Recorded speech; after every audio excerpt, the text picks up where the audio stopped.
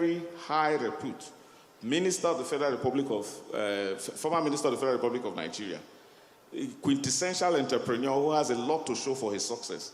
What do you think about the human rights of the people you govern? When the social media was awash at a time that you were dehumanizing and punishing some of your staff. And these are controversial questions that you will have to correct today, and we will take the final word from you. And finally, Comrade Ofehe, you are said to be a diasporan, even at this moment. You don't live in Nigeria.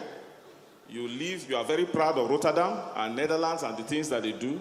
You spent all your time in Netherlands, yet you want to, only when it comes to election, you come and make billboards, want to be governor, and you've also contested elections several times. So why are you? Are you really here to win, or you are just pushing a scheme? So please, these questions are specific to each of you. You have 2 minutes to disabuse the minds of Deltans, and whatever you say now will be final on this matter. Thank you. Well, I think it's only a fool that will set about trying to contest an election to punish somebody. The cost of elections are huge. The sacrifices you make going through the nooks and crannies of the state is not such that you want to undertake. In any case, in all of those elections I contested, on good authority and proper environment and in proper climes, I won the elections. Deltans know it.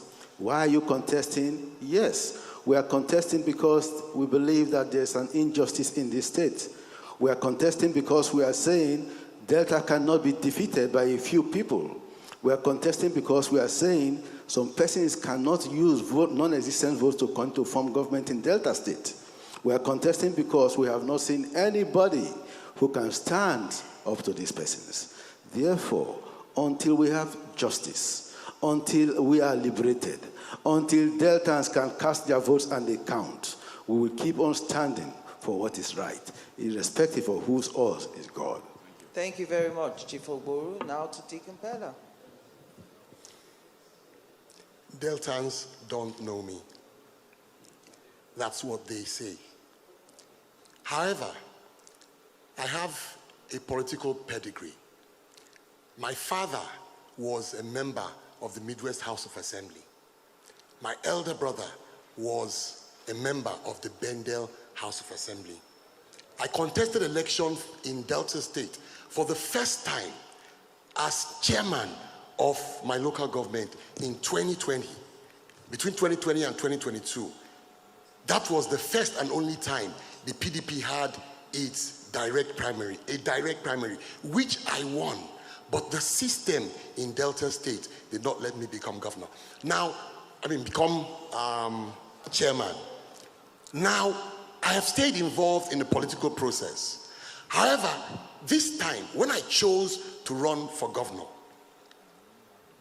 clearly, we know that we come from a political situation where it is basically transactional. I chose to run under the Labour Party, which was not fashionable. At the time I bought my ticket to run, it was clearly not fashionable to be with the Labour Party. I stuck with it, and I had a strategy which I wanted to do. Every song has the first part and the last part, the chorus that you remember. Thank you. My strategy was to run a sprint. I can assure you that Deltans know me now. Thank you very much. And Chief Baggy. Please. Thank you for posting this question again, which is very, very important. Number one, the state looked at me in totality and came to a conclusion that I was blemishless. So they were looking for things to say about my person. This particular issue you have referred to was put together by Okowa and the then Attorney General. It's a public knowledge today. He has come to apologize to me. I will be so irresponsible to have 6 daughters, medical doctor, chartered accountants, and what have you, and go to the level of going to ask persons to go and strip girls or dehumanize any woman. It never happened. It was all plotted by Okowa, and it failed. Okowa even passed a new law with the Attorney General to punish the crime of domestic violence. That law was signed on the 31st of October, was backdated to July, a date in July. And I published in the Vanguard that there was no way in this world that I've seen a law passed and have a retroactive effect. Put it very simply, four courts of competent jurisdiction, a federal high court and 3 state high court, had cleared me of any wrongdoing. I did not do any such. I will never do it. But the problem is that they realize that I'm not corruptible. I'm a man of my word with my principles, and as such, thank you. Thank you, Chief Gbagi. Comrade Ofehe. Well, it's a very good question. In as much as I am a diaspora, my participation and my activities back home, particularly within the Niger Delta region, speaks volume for itself. They are all in the public domain for people to see. I was the first man to actually attract Europeans, Americans to come during the militancy era. You know, I was the first person to go into the creeks to engage these young men on the need for them not to take arms, but to take advantage of the general publicity that they have gathered to see how we can turn them into positivity for our people. In 2014, ma'am, I'm not here there yet. Yes, in 2014, I was also the person who came to the creeks with some Dutch people to see how we can help Cottage Hospital, 12 cluster communities in southern Ijaw area. The reason why I specifically picked those locations was because these 12 cluster community were host community to Nigerian deep sea, the 2 biggest offshore drilling platform, the Bonga oil field and the EA oil field, with a combined capacity of 500,000 barrels of crude oil per day. And then I have been invited severally to speak at Senate committees here in Abuja and House of Representative committees. I've also attracted, so my record is... You have made your point. Yes, my record is there for everyone to see. I am in this race to win. You have made your point. Angela, yes. Maybe you take this one. However, it is now time for you to ask yourself questions. Yes. And the response time will just be a minute because we have less than 10 minutes to go because of the broadcast time that is actually cast in stone. Okay, so we take Chief Ogboru to ask one of the candidates, fellow candidates, a question. No, I have no questions for any of them. All right, Deacon Pella, do you have a question for anyone? Neither do I. No. Chief Gbagi, do you have a question? Yes, I do have a question for Kenneth Pella. Yeah.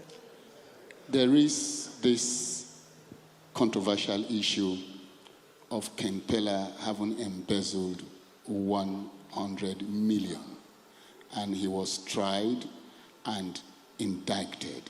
I just want to have an information as to whether that was correct, and if you have cleared that indictment, because it takes only the President of the Federal Republic of Nigeria to clear you of that indictment. I so want to know, please. All right, Deacon Pella, you can respond. That story is not true, and I have said it categorically.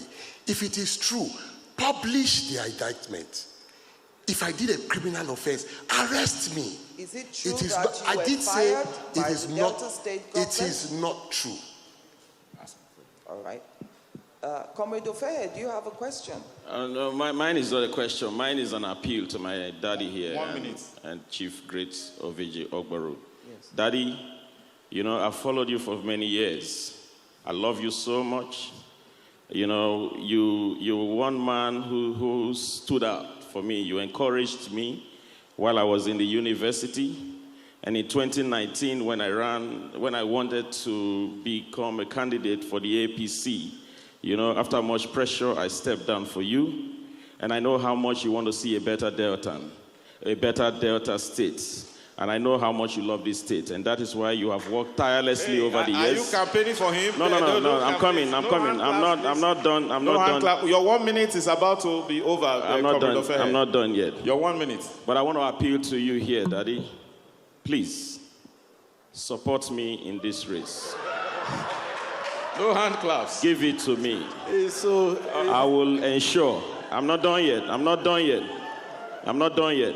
Daddy, I will ensure that all the dreams and wishes you wanted to give to Deltans, through me, your son, we will give it to Deltans. I know how much you don't want the APC and the PDP to take over this state. Think about it. We have 3 days to the election.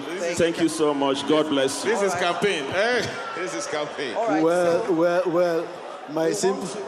He has a right of response for 1 minute. He asked me a question. He sought my support. Yes, sir. He made an appeal. Of course, he will not get that from me now. It were better that I supported diaspora than to support this gentleman standing here.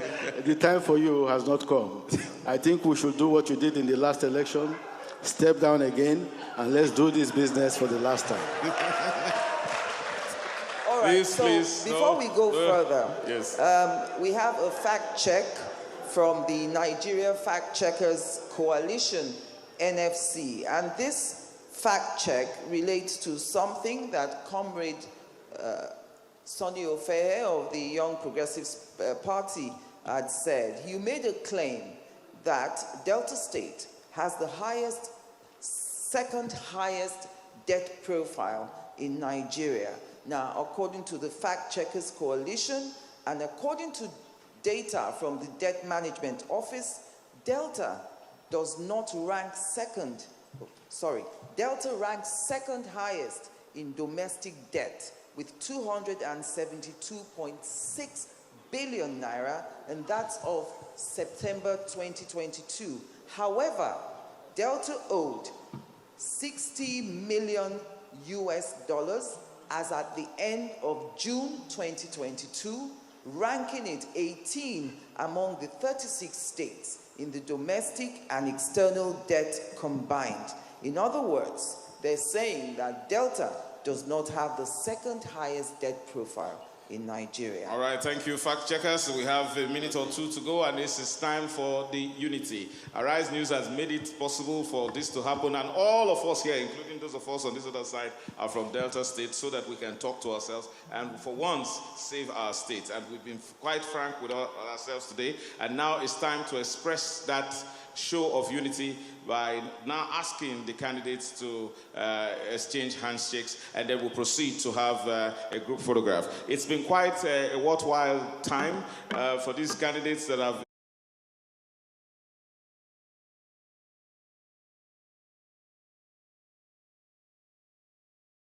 Dental Association has joined the rest of the world to celebrate the World Oral Health Day.